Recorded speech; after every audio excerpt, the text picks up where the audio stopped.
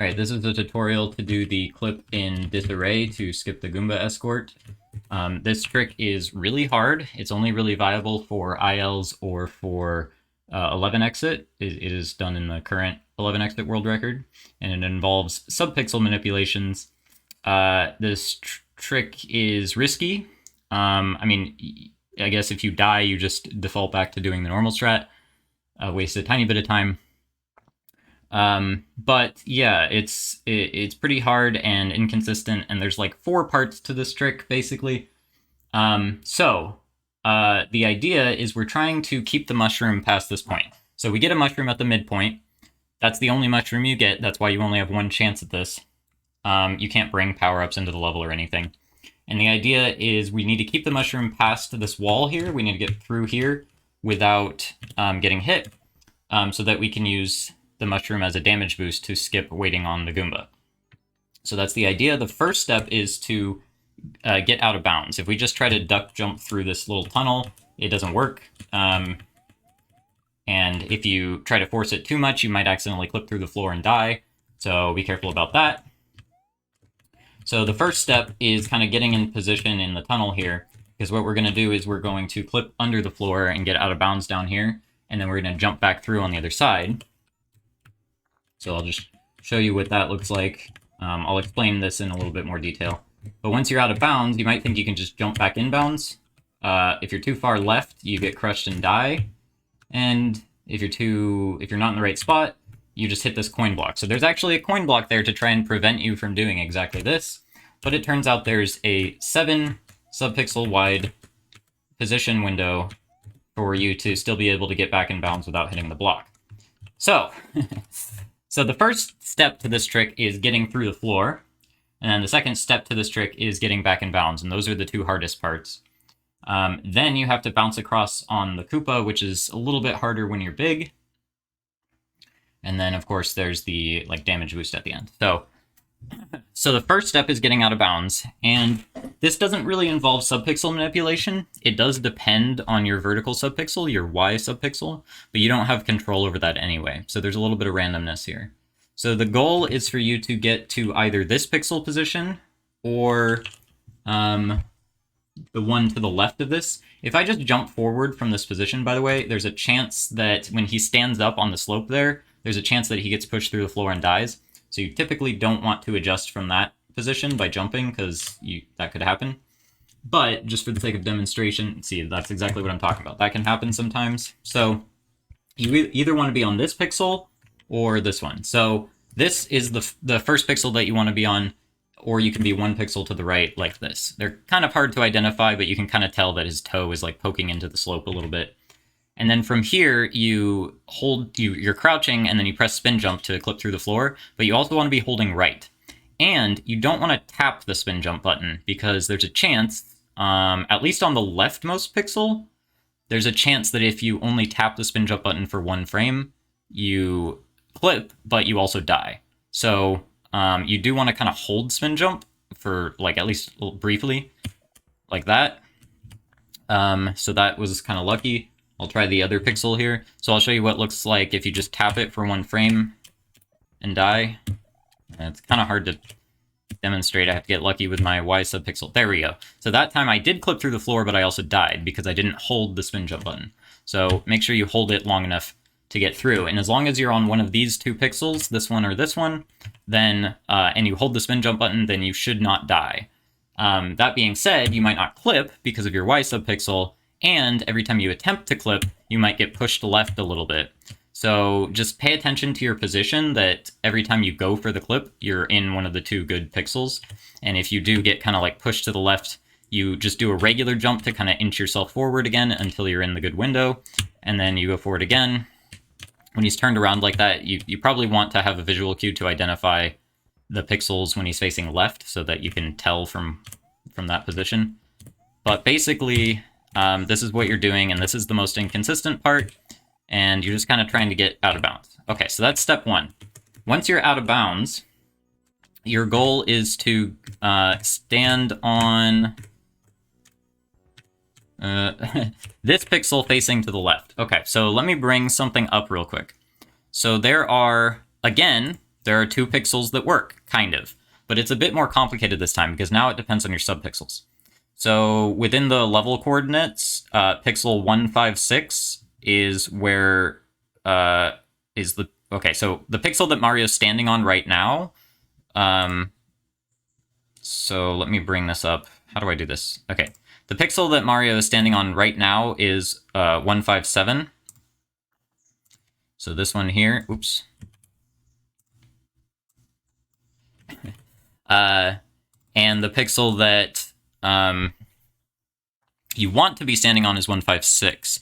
Well, it's a bit more complicated than that, though, because if I turn on this, you can see that it's not just a matter of pixels, but it's also a matter of subpixels. So you can think of subpixels as being like 1/16 of a pixel. They're not evenly spaced here because I was lazy, but they should be. So your subpixel value is like how far into that pixel you are. And it turns out the only subpixels that work for this are this range right here. So your subpixel has to be either 156.B, 156.C, 156.D, 156.E, 156.F, or 157.0 or 157.1. So there's only 2 subpixels on the rightmost pixel that work, and there's 5 subpixels on the leftmost pixel that work. So it doesn't just matter which pixel you're on, but also which subpixel value you have. And what that means is that the problem is you can't see your subpixels. You can only see what pixel you have. So what we tried to do instead, because this straddles the boundary between 2 pixels, what we're going to try to do is we're standing on pixel 157, and we're going to inch to the left until we see ourselves transition to 156. And at that transition, we'll know that we're somewhere in this range. The problem is you can't like move an exact number of subpixels per frame necessarily. When you're moving left, even if you only tap left for exactly 1 frame from a standstill, you will still move 3 subpixels to the left for kind of complicated reasons. So if I were standing here and I tap left, I might end up, if I'm standing here and I tap left for exactly 1 frame, I will end up here, which would work, but I wouldn't know because these 2 subpixels would look identical to this one, which wouldn't work, right? So I wouldn't be able to tell. If I'm standing here and I tap left for 1 frame, I would end up here, and I would know I'm in a good position because I would see my pixel change, and so I know that I'm in this good range, if that makes sense. And since as long as you tap left for only 1 frame, you'll know that you moved 3 subpixels to the left. Now, what happens if you tap for 2 frames? Well, actually, tapping for 2 frames amounts to, I believe, 8 subpixels to the left. So if I was standing here and I tapped left for 2 frames instead of 1, I would actually go 1, 2, 3, 4, 5, 6, 7, 8. I would go all the way here and be out of the range. So you don't want that either. So you have to tap left for exactly 1 frame. So first, get to this pixel, which is where I'm standing right now in my game feed, and then tap left for exactly 1 frame so that you know you're somewhere in this range, basically. Or I guess technically you would even be somewhere in this range. You can be sure of that. So, and you tap left for exactly 1 frame multiple times, because you might be standing here and you tap left for 1 frame and you end up here. Then you would just do it again. You would tap left for 1 frame again and you would end up here. You would tap left for 1 frame again and you would end up here. And you just keep doing it until you see your pixel value change. And that way you know you're in a good range. Okay, so hopefully that made sense. So now I'm going to switch back over to the game feed. And the idea is, so I'm standing on this pixel, and one way to guarantee that you only tap left for exactly 1 frame is to essentially press left and crouch on the same frame, right? Because you imagine pressing left and then immediately pressing down. I guess you're not pressing them on the same frame, you're kind of pressing them 1 frame after each other. But you're essentially pressing them just about at the same time. And if you do it right, then you'll press left, but then immediately crouch the frame after, which cancels your momentum. So it's one way of guaranteeing that you only move left for 1 frame. So that's kind of what I'm going to try to do here. I'm going to press left and down. Okay, I saw Mario do his walking animation for 1 frame there, so I know I did it right. But I didn't see him transition to the next pixel, so I'm not necessarily on a good pixel yet. So let's try it again. It's kind of tricky. Okay, that time I saw him transition. So he is actually on the next pixel over now. I don't know if you saw that, but that I now know that I'm in the good subpixel range. So if I hold right while I'm ducking, and then I press B, I should jump back in bounds and miss the coin block. So that's basically the idea here. So that's the hardest part of the whole thing. You do probably want to be facing left when you get to this pixel, like the pixel that you start at. Like this is the right pixel, right? And you probably want to be facing left. Like you don't want to be here, because then when you move over, you can't really, he changes his animation anyway, so it's hard to tell if you moved, if that makes sense. Anyway, so, and the other part of all of this is that you want to be doing it really fast, because you're trying to get the earliest cycle on the Koopa's movement. So if you get the earliest cycle, you can save up to like 23 seconds over not doing this strat at all. If you get sort of the slower cycle, then it's only about 17 seconds time save or something. Now, you shouldn't, in theory, it could take you longer than like the first 2 cycles. You might get it on like the 3rd cycle, but if you practice this enough, you should be able to consistently get it by the 2nd cycle, which means you should never, how do I put it? You should always be able to save at least 17 seconds with this, if that makes sense. Okay, so that was part 2. It's complicated, right? So now that we're back in bounds, the goal is to jump on this Koopa. Now I'm actually going to do something weird here. I have to kind of dodge the Koopa here. Normally you wouldn't need to do that. It was because of when I jumped back in bounds, the Koopa was like already not in a good spot. So I had to kind of dance around him like that. You shouldn't really have that issue, but just for this demonstration, I had to do that. Now, basically, when you want to jump on the Koopa is when he's like past the halfway point on the munchers. So probably somewhere like here.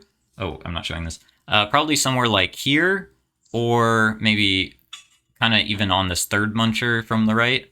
So like kind of in this zone, that's kind of where you want to bounce on him. So you're sort of waiting until he's like here, kind of walking toward this spot over here. And then you're sort of going to run forward a little bit towards the edge of this ledge right here. And then immediately do a ducking jump. So make sure you crouch before you jump. So you kind of run toward the edge and then crouch jump. And the jump is kind of a regrab because you don't want to bonk the ceiling. So it's a little bit tricky. But after you bounce on him, you don't need to regrab. You can just hold it for the bounce because you're already so far to the right that even if you bonk the ceiling, you should still make it. So that's the important thing. Make sure the Koopa is far enough right such that even if you were to bonk the ceiling after bouncing him, you'll still make it to the edge. And that's a little bit more than kind of halfway across the munchers or so. So kind of like that. Although I messed up the regrab, but it would have worked if I didn't. Okay, that's a little too far. I waited kind of too long. So you can see this part is not trivial either. It's a tricky kind of regrab. Okay, so he was only about halfway there. I still kind of made it. It's a little bit frame rule dependent, I guess, whether or not he can be a little bit more left. That was a much better one. Remember, you don't have to worry about the Goomba at all. It doesn't matter if you hit the Goomba. The whole point is we're skipping the Goomba here. So we can just do this. And then this is part 4 of the trick, which is essentially just doing the damage boost. So, yeah, I still struggle with this part, honestly. I should probably go a little bit earlier on him just to make sure I actually hit him. And then here you can get P-speed when you hit the munchers there. Another fun thing about this is you have so much damage and vulnerability since you're getting hit twice that it's really easy to make it all the way past all the thwomps there and skip the other mushroom. You can actually, so when you grab this midpoint, okay, the normal way you would do this level is you would bounce up here to get the mushroom and then come back down to damage boost, right? But obviously with this strat, you can just get through, you have enough time to just get through everything. But actually, skipping that mushroom is possible without doing this strat. Even with the old strat, it is possible to get through here in time. You have to do like a slightly subtle movement at the midpoint, but it is actually possible with the regular damage and vulnerability. So this is not technically part of this skip, but it is something you want to like do, I guess. And then that will get you to the puzzle section, and you can continue the level from there. So that's basically what this skip is all about. Pretty complicated, but hopefully you understood it. I will...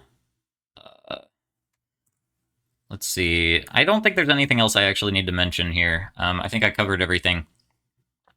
I guess I should mention on the Koopa that the early cycle, I'll just demonstrate it real quick from the top. So the first thing you would do is, God, that's not a good spot. So you can see I'm losing a lot of time on the cycle here. This is why you need to practice this a lot, because you need to be fast at it too, for it to like actually save time. So I'm in a good pixel position. I'm kind of adjusting. I'm not very fast at it yet. So you can see what happened there was I let the Koopa walk all the way over and back, and now he's so far left I can't bounce on him. I have to wait for him to turn around and come back around. So ideally you're trying to do it all essentially in one cycle, right? Where you don't have to wait for the Koopa to walk all the way back and turn around. So that's sort of the goal here. Let's see if I can... Oh god, okay. You have to get kind of lucky with the clip, unfortunately. Okay, can I get... Okay, I was not going to get back in bounds in time. Can I make the next cycle? This is the slow cycle. Yeah, okay, I could have made that. So that was the slow cycle, and if you practice enough, you should be consistent enough that you can get at least to the slow cycle every time. So that's sort of the idea there. Come on. Oh, okay. I risked it, so what happened there was I tapped left for more than one frame, and I kind of sensed that I might have done that, but I went for it anyway just because I was itching to get the fast cycle, you know? So anyway, that's the gist of it, and yeah, thanks for watching. Good luck.